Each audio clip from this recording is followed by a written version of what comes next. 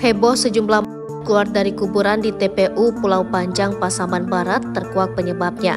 Penampakan sejumlah mayat yang sudah terkubur keluar dari pandam kuburan terjadi di tempat pemakaman umum Pulau Panjang Air Bangis, Kabupaten Pasaman Barat, Sumatera Barat. Sejumlah keluar dari kubur akibat abrasi pantai di tempat pemakaman umum Pulau Panjang Air Bangis pada Jumat 29 September 2023. Dalam sebuah unggahan di Instagram, @asmar_habibi_official, disebutkan bahwa kejadian serupa ini sudah terjadi beberapa bulan terakhir.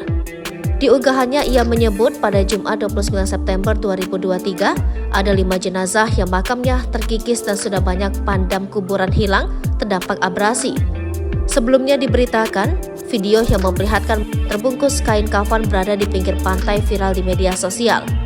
Sejumlah warga dalam video tampak mengevakuasi mayat tersebut, sebab di kawasan tersebut terdapat tempat pemakaman umum Pulau Panjang. Abrasi pantai membuat tanah kuburan terkikis banyak dan menghancurkan kuburan, kata pemilik akun tersebut. Ia menyampaikan tersebut ditemukan di pinggir pantai. 5 mayat ditemukan masyarakat yang sudah dikikis oleh ombak besar, dan belum lagi yang tidak ditemukan, sambungnya.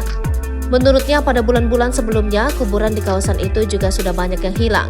Ia berharap ada solusi dari Pemda maupun anggota DPRD terkait hal tersebut. Informasi ini dibenarkan oleh Kapolsek Air Bangis AKP Efriadi saat dihubungi via telepon.